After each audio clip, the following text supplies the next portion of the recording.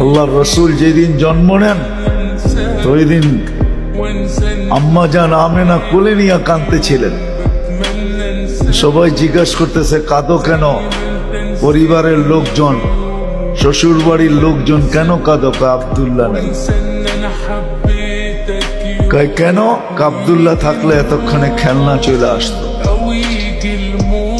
আল্লাহ যেন কানে কানে বলতেছিলেন আমেনা কাঁদিস না, আব্দুল্লাহ খেলনা আনলে আর কোত্থেকে আনবে? মক্কার বাজার থেকে পাথরের আনবে, কাঠের আনবে, প্লাস্টিকের আনবে, মাটির আনবে। সূর্য ডুবতে দে, চাঁদকে খেলনা বানায় পাঠায়। আর ঘটছেও তাই। আবু তালেব বলে বিকালে যখন শোয়া দিছি, সূর্য ডুবার পরে যখন শোয়া দিছি, চোখের উপরে তো বাদাল কামরু আইয়াদনু, চাঁদ দ্রুত গতিতে নিচে নামতেছিল।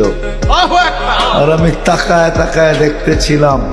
যখন একবারে নিকটে চলে আসছে তো চিৎকার দিয়া ফেলছি, ভাবতেছিলাম তোমার উপরে পড়া না যায়, কিন্তু তোমার মাথার কাছে এসে থেমে গেছে।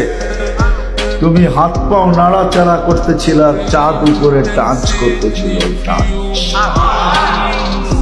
তো বলছে চাচা জানেন চাঁদ কি বলতেছিল? তা তো জানি না। বলে আন্নাল কামারা ইউগান্নিনি ওয়া ইউহাকিনি ওয়া ইয়ামনাউনি মিনাল বুকা। চাঁদ আমাকে ছন্দ শুনাইতেছিল, কান্না থেকে বিরত রাখতেছিল। আমি যেন না কাঁদি, কাঁদলে আম্মার কষ্ট হবে।